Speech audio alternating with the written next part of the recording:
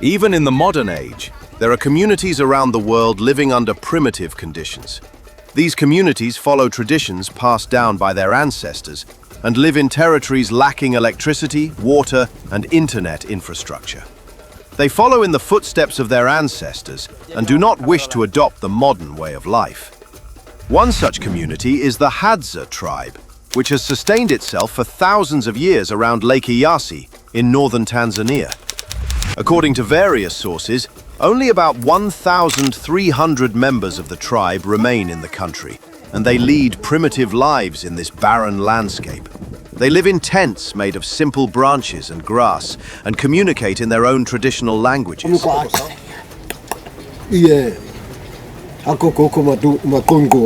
They relieve themselves in their living areas and do not bathe. To survive, they hunt birds, monkeys, and deer in the wild. They gather honey from trees and dig in the ground for fruit. To gain a more detailed understanding of their way of life, we joined various groups around Lake Eyasi and observed their daily activities.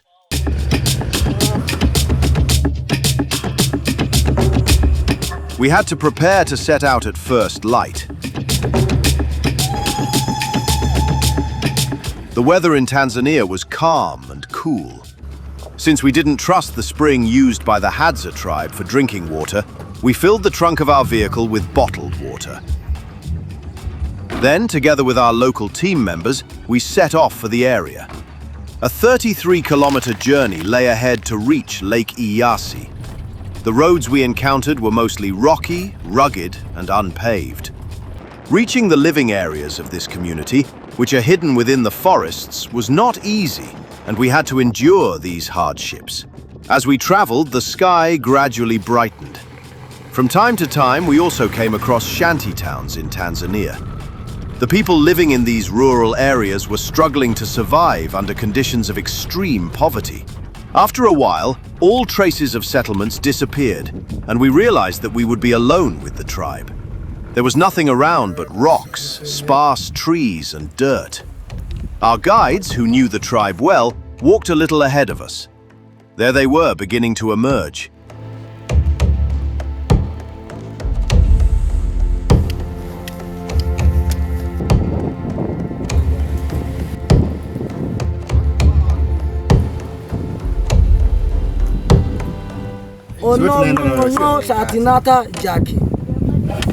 It seemed we had arrived just in time for their breakfast. A tribe member offered our guide a fruit called baobab. It is also called the monkey bread tree. The Hadza people typically eat hard-shelled, pitted fruits or wild tubers they dig up from the ground for breakfast. The women also eat these fruits to build up their energy in the early morning hours.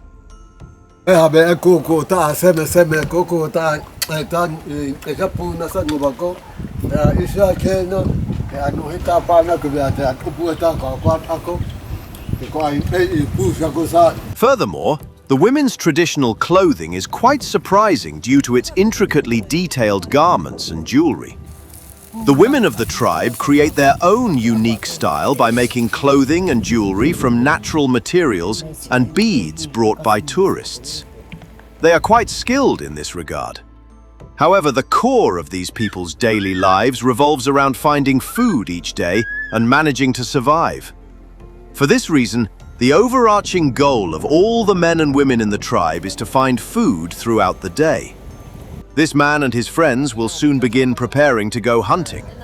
But first, we wanted to see where they slept. A tribe member led us to their tent. While some tents were large enough for only one person, others were spacious enough for more.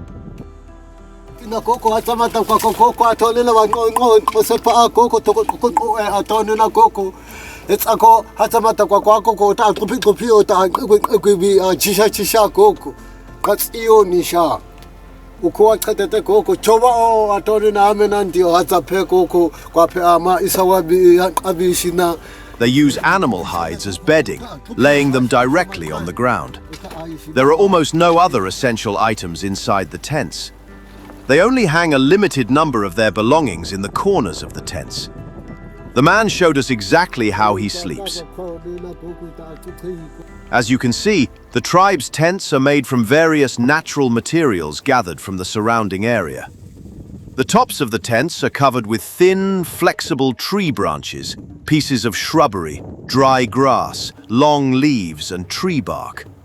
Ropes made from plant fibers bind all these materials together.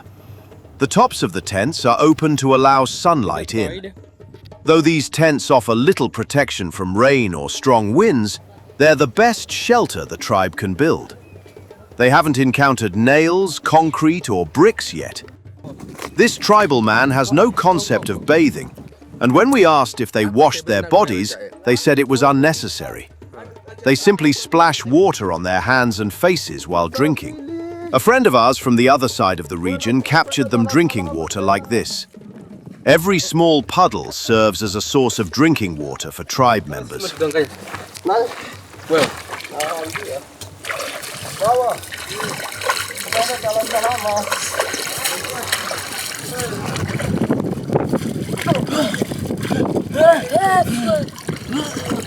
They relieve themselves in rocky areas a short distance from their living quarters.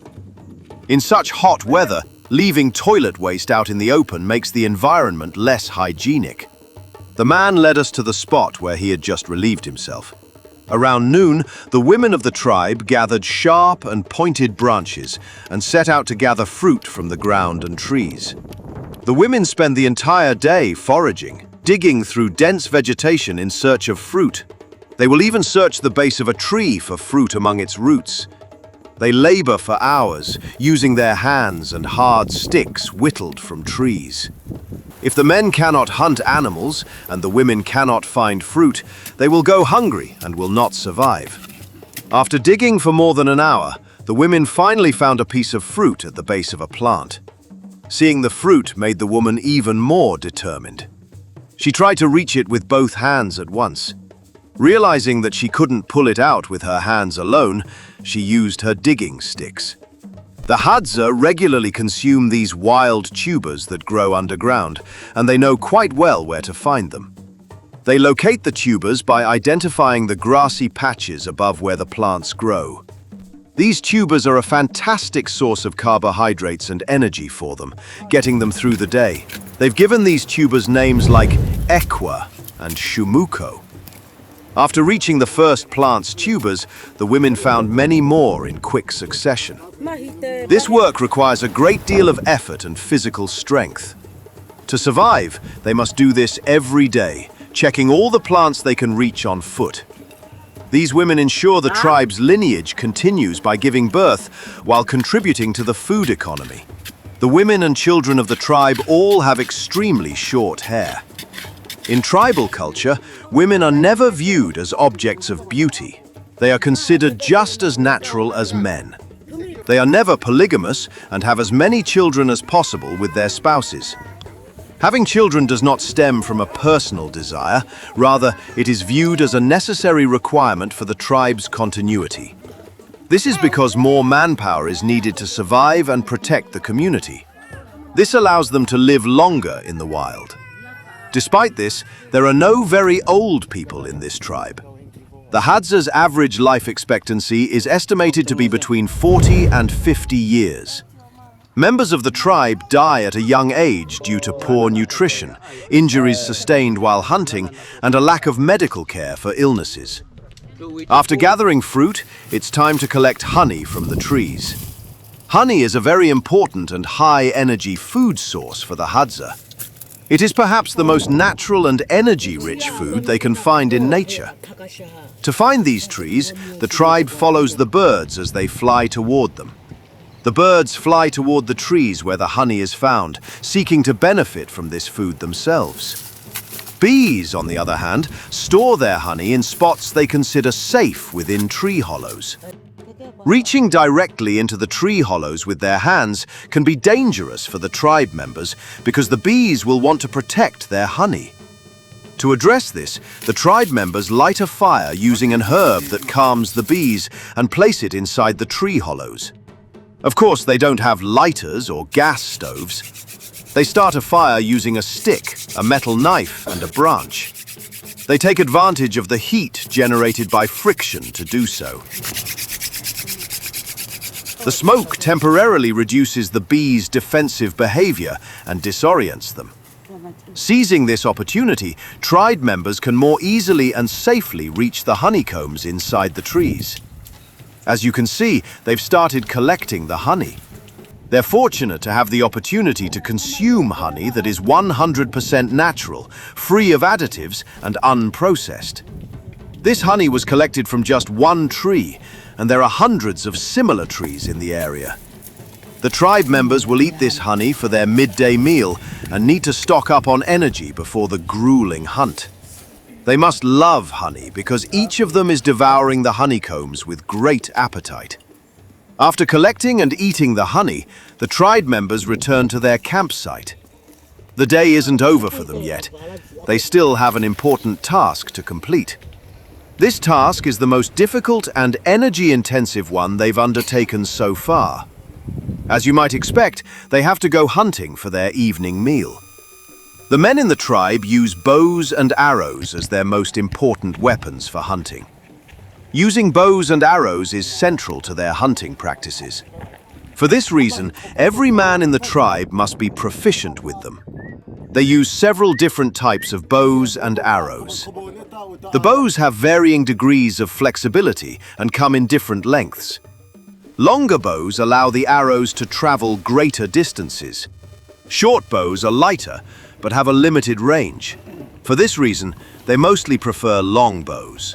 Similarly, the tips of their arrows are coated with various poisons. They use poisoned arrows with metal tips for hunting large animals, such as deer, baboons, and wild boars.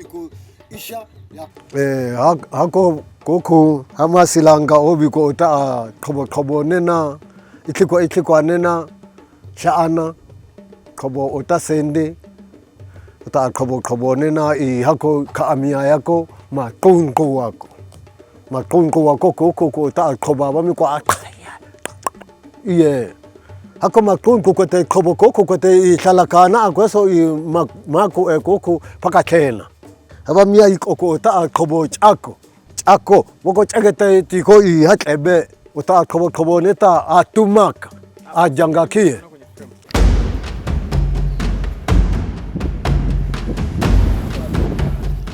They use simple wooden arrows mainly for hunting small birds. Once the men of this hunter tribe have properly maintained their bows and arrows, they are ready to hunt. The tribe members line up in a row, take enough arrows, and begin moving through the thickets. The best tracker leads the way, following the animals by their footprints and traces on trees. They also use dogs to more easily locate the animals. The dogs scare the animals, forcing them out of their hiding places. There is a mutually beneficial relationship between the dogs and the tribe members. The dogs use their noses to find the animals, while the hunters use their arrows to hunt them. Consequently, they share the meat equally. A large number of dogs accompany the tribe members during every hunt. The hunting process can sometimes last for hours. Some days they manage to hunt a large deer, while other times they return empty-handed. I think they spotted a bird or a baboon in the tree across the way and are running toward it. If they can't hunt any animals today, they'll have to make do with the small wild berries they gathered from the bushes for their evening meal. While the first group was unable to find and hunt an animal successfully, the other group, which was in the forested part of the area, was also hunting for their evening meal. We followed them, moving along behind them. After a while, they finally started finding something. The day's first catch was a small bird. As you can see, a wooden-tipped arrow was enough to take down the bird. Another group arrived carrying a baboon. Thanks to the baboon they hunted, they'll have food tonight, and they're pleased about it. They must have been so hungry that they decided to cook and eat the animal right there in the open field. Some tribe members started a fire. Others began skinning the baboon. Soon they will cut it into pieces and cook it. After successfully starting the fire, the tribe members began eating the baboon and the bird they had cut up.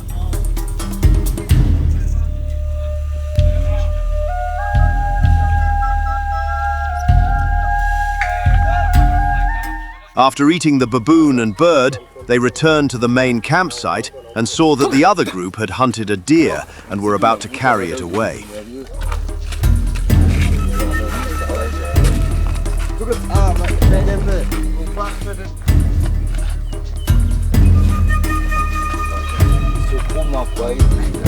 Before cutting up the deer, the hunter put on a display of strength to show everyone that he was brave and strong enough to have hunted it. Then they all lined up around the deer and began to skin it.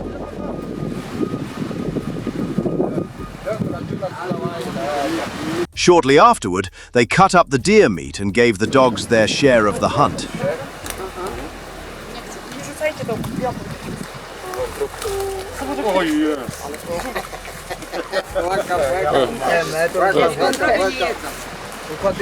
The tribe members wanted to dry some of the meat by hanging it in a sunny spot. Since these people don't have refrigerators, this allows them to save the meat for later without it spoiling. They immediately began cooking the portion of meat that would be enough for their evening meal over the fire.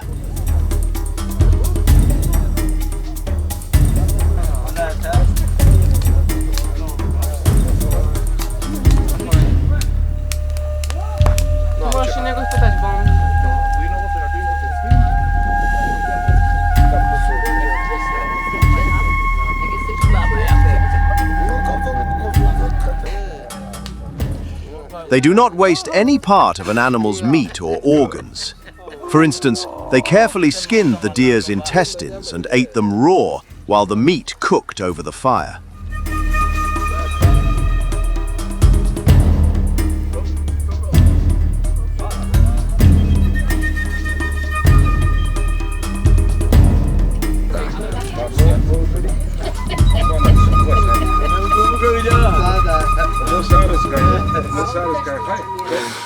Having gathered plenty of food that day, the women decided to celebrate by performing a traditional dance.